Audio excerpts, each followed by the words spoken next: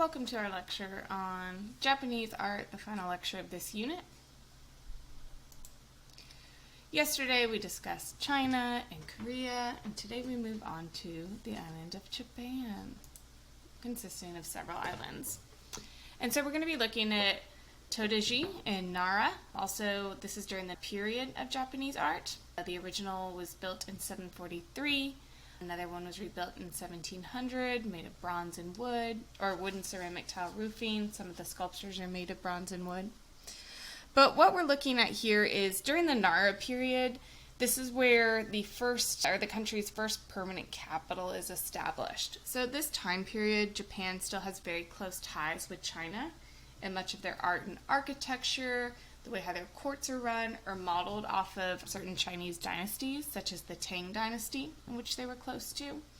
We'll see later that ties are cut between the two countries and that Japan defines its own style, but right now we're seeing some modeling off of Chinese art. But it is their own, so the architectural features of this temple likely remind you of some Chinese pagodas. This is actually the world's largest wooden temple. And yeah, it's a Buddhist temple. So Buddhism was officially introduced to Japan from Korea, actually, in 552, where the emperor had sent an emissary who gave the Japanese court a gilded bronze statue of the Buddha, some Buddhist sutras, so important texts, as well as a letter stating this doctrine can create religious merit and retribution without measure and bounds, and so lead on to a full appreciation of the highest wisdom. Japan quickly adopts Buddhism as one of their religions, philosophies, and so here we have these Buddhist temples. So it was completed in the 740s, and many dignitaries from across the Buddhist world came to see it. It was an important architectural project, the largest building project on Japanese soil. It's still today the largest wooden structure under one roof. It also has many deer that walk around it. I actually lived in Japan when I was in kindergarten, and I remember going to this park. It's a whole complex. And I mostly remember the deer. They're these cute little tiny deer, and they're used to humans, so they're pretty approachable. I probably should have gone through old photos or something for it. But this is modeled off of the Buddha's first sermon was at a park with many deer.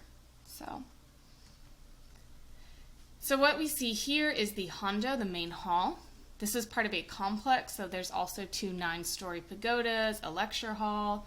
Monks live here, so it's part of a larger complex. But within this hall, it's also called the Daibutsu-den, which houses this extremely large Buddha, the Daibatsu Buddha, which refers to a very enormous Buddha. So here we are looking at it within the Hondo, within this main structure, the main hall.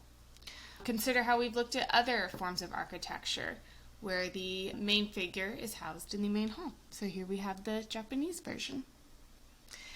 And so the Daibatsu refers to a giant Buddha. It's a Japanese term. It's used often informally or for large statues. So here we have this.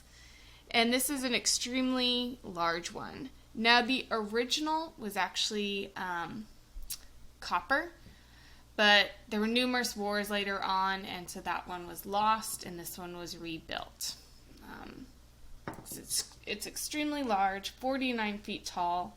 It was commissioned by the Emperor Shomu in 743, and there was a big event to honor this sculpture. They had an eye-opening ceremony, so similar to the mouth-opening one that you studied with our ancient Near East, an eye-opening emphasis.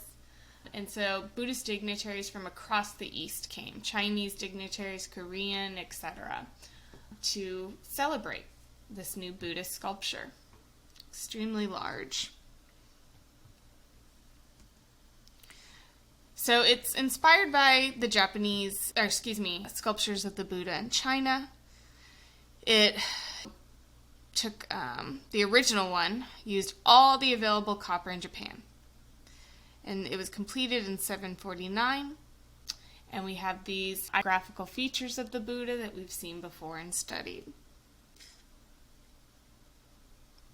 Again, the original was destroyed during a war. But here we are looking at a later version in bronze. The beautiful wood. So let's head over to one of the gates, the Nindomon. This is the south gate. Again, you're entering the sacred space. We can see it's walled and enclosed. And so here you are entering through this gate to enter to the main temple. Now, the original, I should say, was created during this Nara period, but it was actually destroyed by a typhoon a few centuries later. And so what we're actually looking at is a later Kamakara version during the Kamakara period. So, rebuilt then, which we'll discuss later. And we're going to be looking at two sculptures.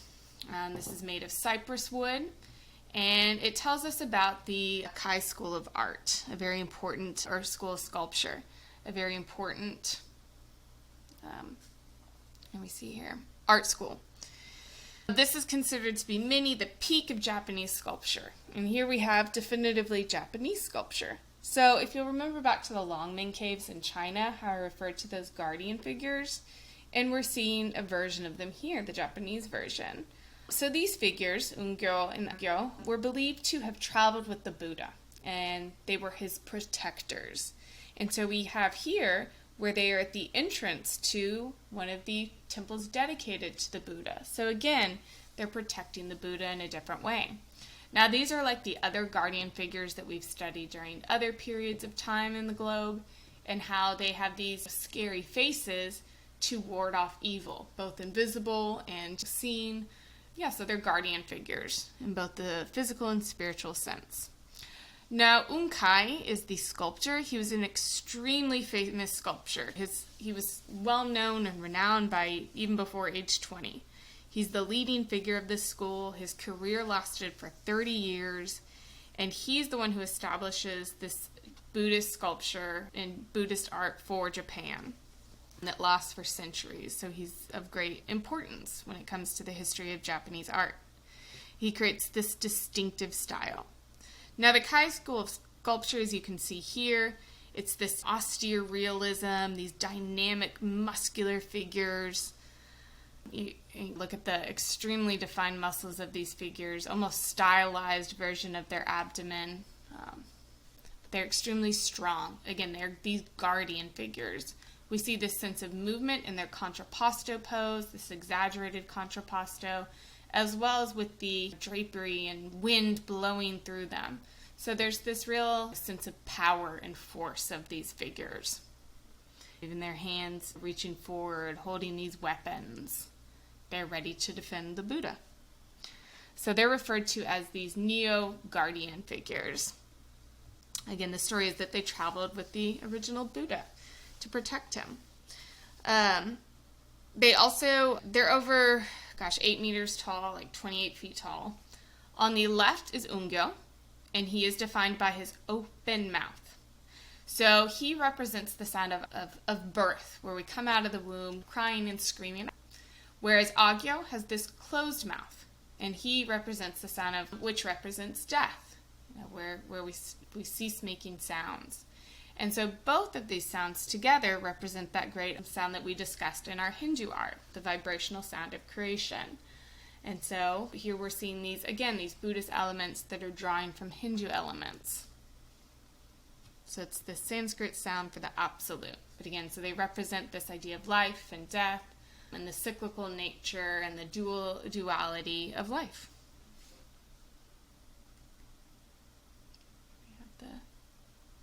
Figures. Now let's discuss the Heian period, where Japan really distinguishes their art from China. So in 894, Japan terminated their relationship with China. They moved their capital to a new area, Kyoto, so they moved it away from Nara. And we, of course, see new art. Anytime there's something political that happens, we're going to see art that reflects this change. And so we're looking at a piece from the late Heian period, but at the beginning, this is where they developed their own distinctly Japanese art, rather than just modeling off of Chinese art. So these brand new art forms begin to emerge. Buddhism, we've looked at Buddhist art thus far, but here we have the oldest non-Buddhist scroll in Japan. So you have this establishment of a Japanese court without Chinese influence, and so we're going to see more secular, aka non-religious art, as they're defining their own court without the influence of the Chinese. There's no religious association within these. So this is where Japanese court painting begins. Now, these are illustrations from a tale called The Tale of Genji, which was actually written by a female court painter. She was a female attendant to the empress. And so here we have the illustrations. In fact, the earliest illustrations for this story. And it's of a Yamato-e style of painting where the paper is heavily pigmented, which lends to these bright, engaging colors. And this is the Tsukuri-e style, which is associated with female painters. And these scenes are meant to be peaceful, elegant, they're somewhat static, and these align with the aesthetics of the court painters and the court aristocracy of what they're looking for. We're going to see a shift later on, so that's why I'd point that out.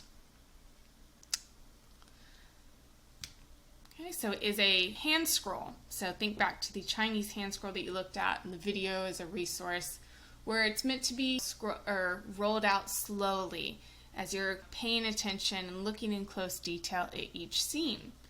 So here's some new pictorial techniques. We have Fukinuki Yatai, which is where you're seeing this bird's eye view of interiors, where there's no roof or ceilings.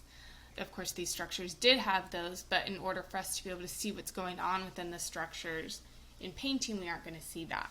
So there's this angled bird's eye view. Think back to where we saw that with our Trajan's column. There's also this pictorial technique where faces look pretty much identical. They have these slit eyes, these hooked noses, and these more rounded faces. But we're going to still see emotion and movement through their bodies, their figure style. But it keeps this peaceful continuity. So here's an example of that. Again, that bird's eye view where we can see into the interiors, where they appear to have no roof, but they did.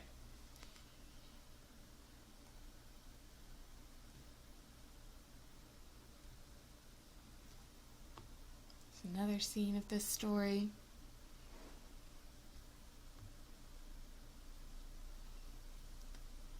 So even though the faces look really similar using this technique, there is this sense of emotion or expression, the tilt of the faces, the interaction between the two. Like we can tell there's intimacy between these two figures, even though their facial expressions look similar throughout this whole story.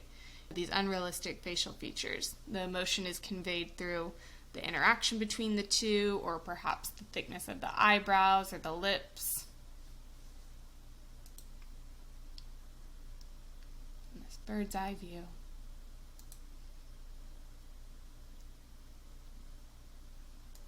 And there we have the establishment of our more Japanese art. So here's the Kamakura Buddha, 43.8 feet tall. It is the second tallest bronze Buddha. Our Tojoji Buddha is the largest. I'm not sure if I mentioned that now that I think about it. Anyway, so it's our second tallest. Now this reflects, if you'll remember, I slightly talked about with our Buddhist art lecture that there are different Buddhas. That the first Buddha, Siddhartha Gautama, is known as the Shakyamuni Buddha. Okay, so he was the first one. But anyone can become a Buddha. Once they achieve enlightenment, nirvana, then they become a Buddha. Those that choose to stay on earth and keep this reincarnation to teach others are bodhisattvas. They've already reached enlightenment, but others may choose to move on. So this is the story of a monk who becomes a Buddha. Dharmakara, he made these 48 vows, and he succeeded in fulfilling them. So he became the Buddha Amitabha. And his 18th vow discusses how he'll be reborn in this paradise of enlightenment. And so he rules what's called this Western paradise, this land of bliss, or the Pure Land. So this becomes an extremely popular type of Buddhism in Japan, where they really embrace this story of this monk turned Buddha. And so we have many temples throughout Japan that are part of the Pure Land School, or the True Pure Land School, two different forms but similar, later in the 12th century. But it's based off of this specific Buddha here. This is a large bronze Buddha. It is hollow in the center. In fact, you can actually go inside the center and look on the inside. Exposed to the elements.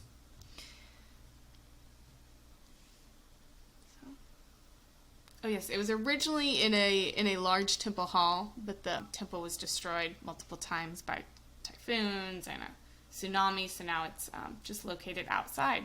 And it's extremely large, as you can tell. So I remember going to this one too. I should have found some pictures.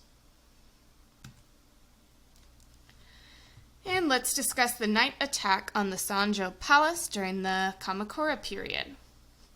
So this is a long scroll, ink and color on paper. So you're meant to open it very slowly. You're reading the text, looking at the stories, taking your time. In fact, it's 23 feet long. So it's designed for close-up viewing. It unfolds sequentially, telling the story of this attack from right to left. And we're going to see multiple characters and motifs repeated. So you'll notice how this cart is repeated. Think back to our Book of the Dead of Hu-Nefer and how we saw the repeated Hu-Nefer figure in our continuous narrative to indicate different scenes. That's going on here as well, where we see this cart that indicates the different sequential scenes of this story, as well as other figures. So this is part of that Heian period. It's after the Heian period, but we're pulling from the Yamateo, which means Japanese painting. So this is meant to really distinguish Japanese subject matter from themes imported from China. So again, this is our coming out of this definitive Japanese culture that's established after they cut ties with the Chinese court. And this is our otokoe, which means men's paintings. That's the translation. So it's known for these action-packed and dynamic depiction of events, which reflects the power struggles and rivalries of the samurai clans in the late 12th century. The patrons of these artworks are warriors, so this is an appealing type of style for them. And this is a story of the Heiji insurrection of 1159 to 60. It was actually made about a century later than the actual insurrection. And so you have this power struggle between the samurai, these elite warrior clans, and the Kamakura period is defined by these competing factions, and they're trying to control the capital of Kyoto, this new capital. The late 12th century, which what we're looking at here is the beginning of the Civil War. There's these dominance of these military rulers known as the shoguns, and the samurai, which are the elite warriors. And so here's this 23-foot long historical event of one of those, the initial one, the Heiji insurrection. And so this one, it's essentially a coup by the shogun and his samurai, and where it's this notorious event. It's this brutal conflict. And so one shogun faction staged this coup. And in the scene here, they had just surrounded the palace. They actually captured the sovereign. They put him in that cart that we looked at a moment ago, and then they burned the palace to flames. They burned it down, so we see that here. This coup was initially successful, but then later that shogun was killed by another shogun, and there's another coup, and there's more civil war. And so we see that sense of war and chaos throughout the paintings during the Kamakura period. Consider how the guardian figures that we looked at for our Todoji temple were made during the Kamakura period. So remember how muscular and fierce they looked? It was made during this period of war. So this men paintings, again, it suited this warrior culture that patronized these works. And it's a continuous narrative. So that carriage repeats it. Here the sovereign's already been captured. Military's trying to escape with him. We have that use of the bird's eye view again. Here's the burning palace detail. And it's chaotic. It's supposed to be chaotic. Think of how we've seen other depictions of war where it's chaotic, because war is chaotic. And it's also extremely bloody. That element of red is seen throughout to indicate the destructive nature of fire, of blood. We see that their armor, etc., has red on it. We see splurting of blood. The individuals aren't individualized, but there's a great attention to detail on the weapons and on the armor that these figures wear. So think of how that reflects this worldview at the time. They're not looking at attention to individuals. Instead, they're drawing your attention to the weapons and the military armor. Here's an archer that had died. And so this sense of blood, of battle, of death, of loss. Here's the bus gate later in the narrative as they're fleeing. They've captured the sovereign. And we see these court women trying to flee. But their heavy robes are an impediment to this escape. And here's the end of the story, where the text also wraps up this insurrection. So it's this distinctive painting style of Japan. There ends our lecture on Japanese art.